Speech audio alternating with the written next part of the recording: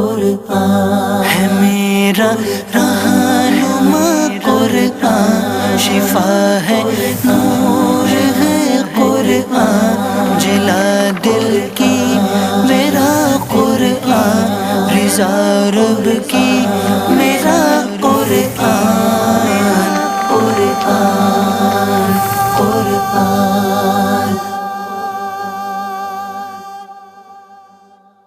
الحمدللہ رب العالمین والصلاة والسلام علی سید المرسلین، اما بعد فاعوذ باللہ من الشیطان الرجیم، بسم اللہ الرحمن الرحیم۔ الصلاة والسلام علیک یا رسول اللہ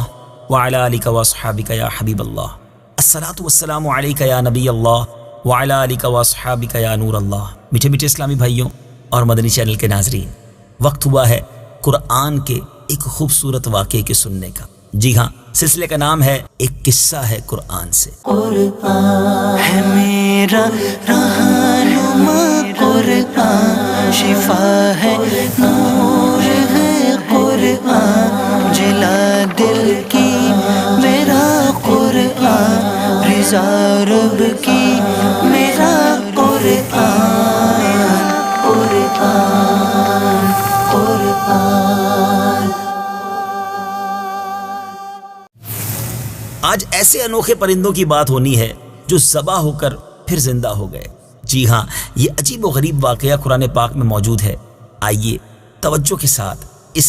واقعے کو سنتے ہیں۔ حضرت ابراہیم خلیل اللہ علیہ نبینا علیہ الصلوۃ والسلام نے ایک مرتبہ خداوند قدوس کے دربار میں یہ عرض کیا کہ یا اللہ تو مجھے دکھا دے کہ تو مردوں کو کس طرح زندہ فرمائے گا۔ اللہ تعالیٰ نے فرمایا کہ اے ابراہیم، کیا اس پر تمہارا ایمان نہیں ہے؟ تو آپ نے عرض کیا کہ کیوں نہیں، میں اس پر ایمان تو رکھتا ہوں، لیکن میری تمنا یہ ہے کہ اس منظر کو اپنی آنکھوں سے دیکھ لوں تاکہ میرے دل کو قرار آ جائے۔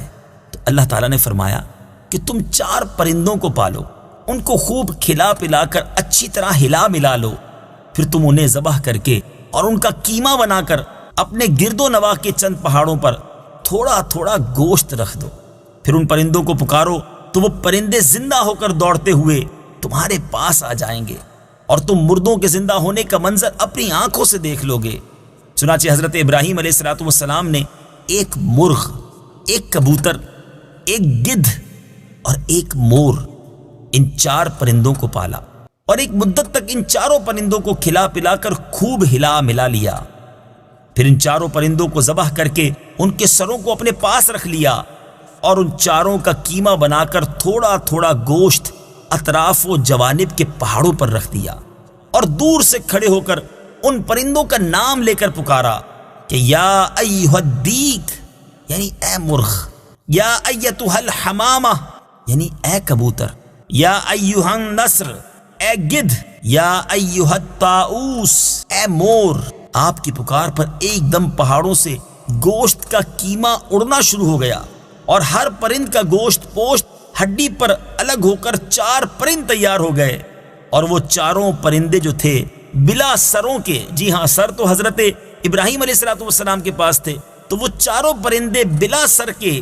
دوڑتے ہوئے حضرت ابراہیم علیہ الصلوۃ والسلام کے پاس آ گئے اور اپنے سروں سے جڑ کر پھر دانہ چگنے لگے اور اپنی اپنی بولیاں بولنے لگے، اور حضرت ابراہیم علیہ الصلوۃ والسلام نے اپنی آنکھوں سے مردوں کے زندہ ہونے کا منظر دیکھ لیا اور ان کے دل کو اطمینان و قرار مل گیا۔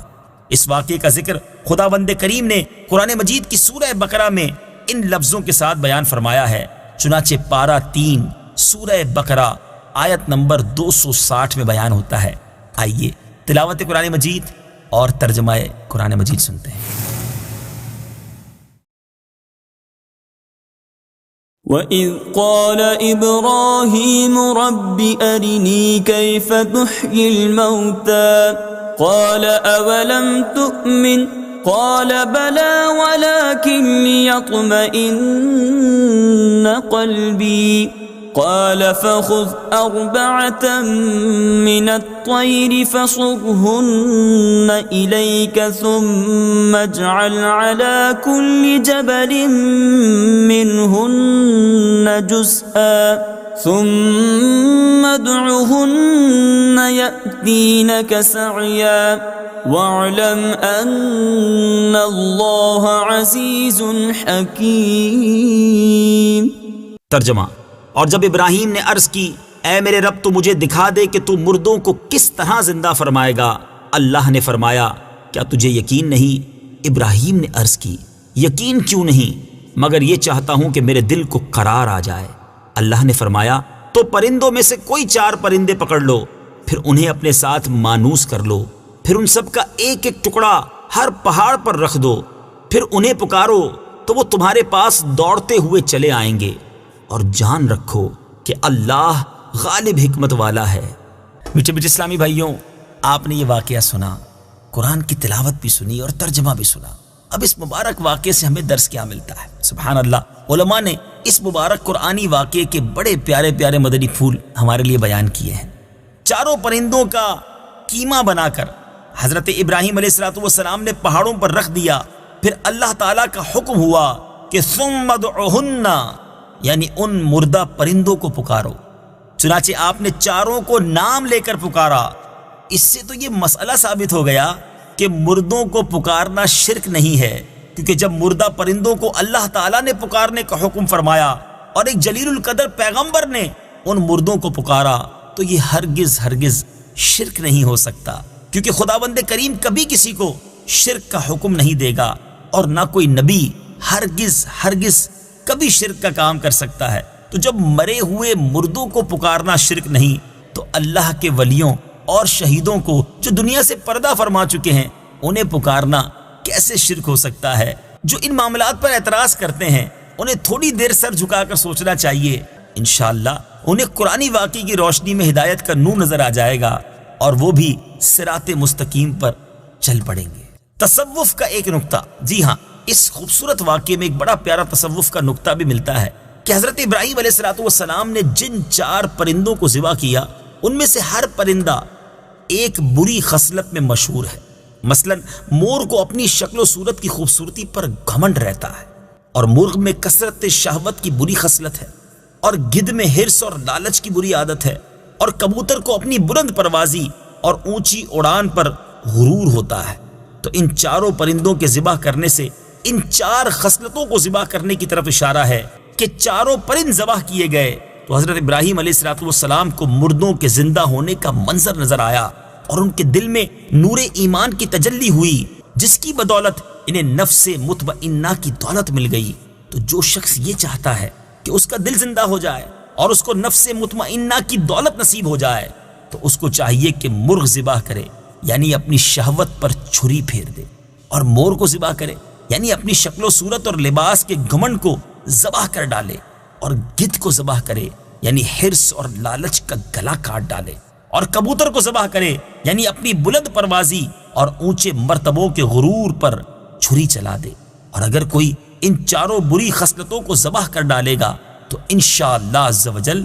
وہ اپنے دل کے زندہ ہونے کا منظر اپنی آنکھوں سے دیکھ لے گا، اور اس کو نفس مطمئنہ کی سرفرازی کا شرف حاصل ہو جائے گا۔ اللہ مجھے بھی اور آپ کو بھی ان بری خصلتوں سے محفوظ فرمائے۔ انشاءاللہ عز و جل اگلے ویڈیو کلپ میں آپ ایک اور قرآنی واقعہ سنیں گے، اور انشاءاللہ اس کے تحت بھی کچھ مدنی پھول ہم سب مل کر حاصل کریں گے۔ صلو علی الحبیب صلی اللہ تعالی علی محمد صلی اللہ علیہ وسلم۔ قرآن ہے میرا رہنما، قرآن شفا ہے، نور ہے قرآن، جلا دل کی میرا قرآن، رضا رب کی میرا قرآن، قرآن قرآن